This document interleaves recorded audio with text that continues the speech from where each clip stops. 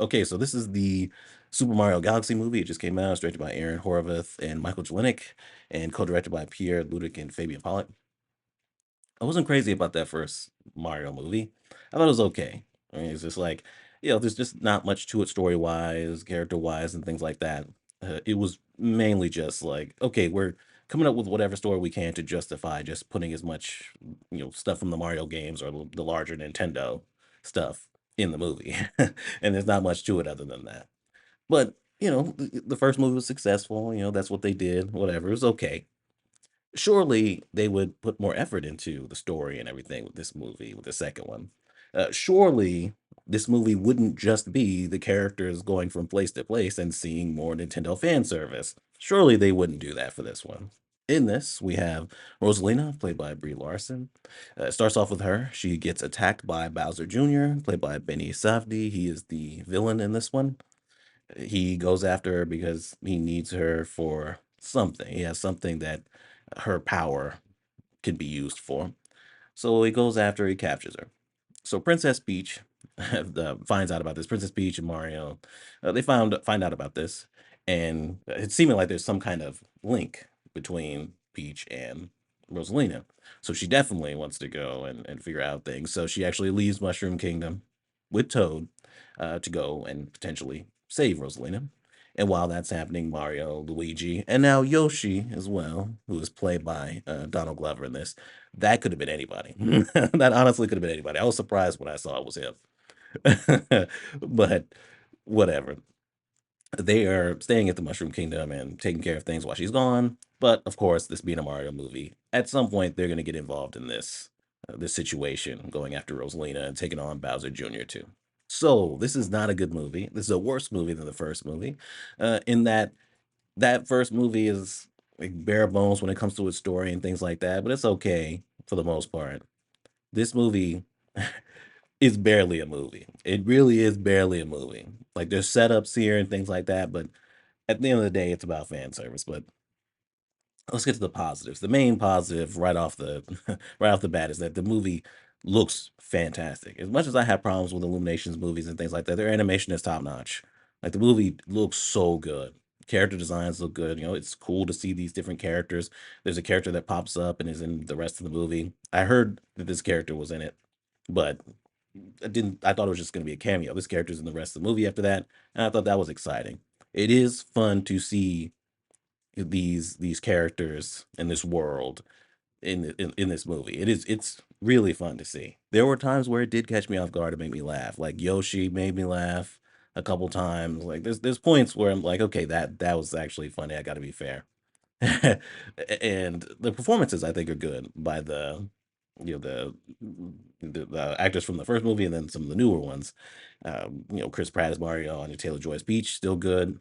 Jack Black as Bowser, still good. Like I said already, Donald Glover as Yoshi. That felt like that could be anybody, but hey, he disappeared in the role. So the performances are good too. I mean, it's got some good stuff about it. It definitely does. That's why I can't really fully savage it, but I hated this thing. I hate movies like this. When I say this is barely a movie, it really is barely a movie. They set up stories, set up uh, storylines like Bowser Jr. going after Rosalina, and then also Rosalina has some connection with Peach. Also, he's going after his dad, Bowser, who's being held in Mushroom Kingdom, and he's all small. He's been held there for a little bit. So Bowser Jr. is trying to reunite with his father so they can do evil stuff. They set up stuff, but at the end of the day, the movie spends a majority of the runtime just with them going from place to place and seeing things, or seeing this world, seeing things from the games, from Mario games or Nintendo as a whole. Like that's what this movie is. It's fan service the movie. Like we're setting up stuff and then just having, at two separate groups even. So we can see even more stuff. And it feels like everybody's going on side missions just so that we can show as much stuff as we can before we finally, get back to the plot in the end. It's so it's so frustrating. The pacing is so bad. The movie feels so long as a result of it. An example of what's going on in there. So Peach and Toad leave to go. potentially save Rosalina. And they end up in this place, and a monkey steals Toad's bag. So then we get this whole thing with them chasing after this monkey. They end up in a casino, this big casino, and they're walking up and everything, and they end up seeing this character from the games. I believe his name is Wart. I think that's his name. Right? I thought it was King K. Rool first. It was Wart. Because he, his uh, he has bubbles coming out of his mouth, and that's something that he does in the game. So they talk to this guy. Peach has this whole extended little fight scene and everything going on in this casino, and it's like, okay, all this started from a monkey just stealing their bag. Like, why are we spending so much time on this? This definitely feels like a side thing that we shouldn't really be doing. It feels like you're padding out the runtime. So they're like, oh no, no, no, no, don't worry about it. Because this character knows where Bowser Jr. is. So we get something of substance out of this situation so that they can be like, see, we didn't waste your time. When in reality, that's what was going on. And so that's an example of it where it's just like the characters are split up and they're just walking through or flying through, the galaxy, this world. And it feels aimless. The plots that they do have in here, they feel underdeveloped. By the time you get to the resolution, they feel unearned, or they're just dropped. Peach and Rosalina, they have a connection that's in this that's going to be revealed, and that feels underdeveloped. There's not much to it. Rosalina is captured for the whole movie, so you don't really get much with Rosalina. So it's like when they come together and everything in the end, it's just like it doesn't feel earned at all. This moment between the two, so it feels like nothing. Also, you have Bowser and Bowser Jr. reunited.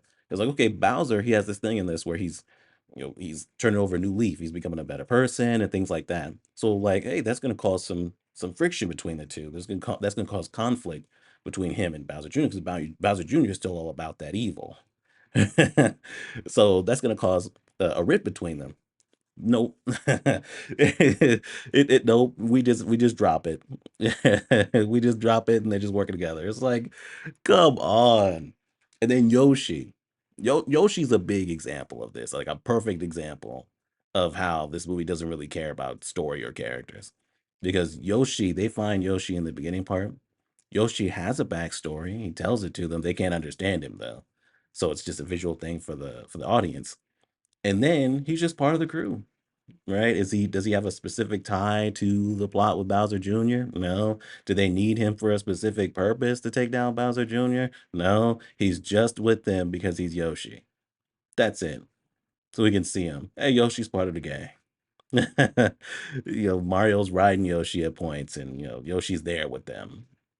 That's it.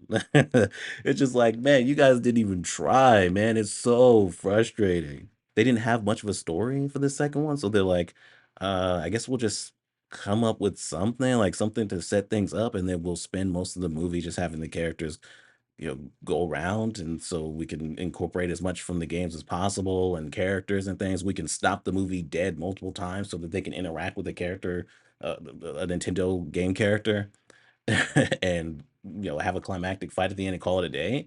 I guess. I mean, there's so little to this. The harshest critics of that first movie, this movie is what they said about that first movie. Right? Like, this movie makes that first movie look great in comparison. There is so little. It really is barely a movie, man. It is crazy that that's the thing that really makes me hate this movie is I know they're gonna get away with it because I know fans of Nintendo, fans of Mario, are gonna watch this and still enjoy it just because, hey, look at that and that and that and that and that and that. This is fun to see. And it's like, okay, yeah, but there should be a movie to go along with that stuff. There just should be, right? This is cheap and lazy, and I don't like it.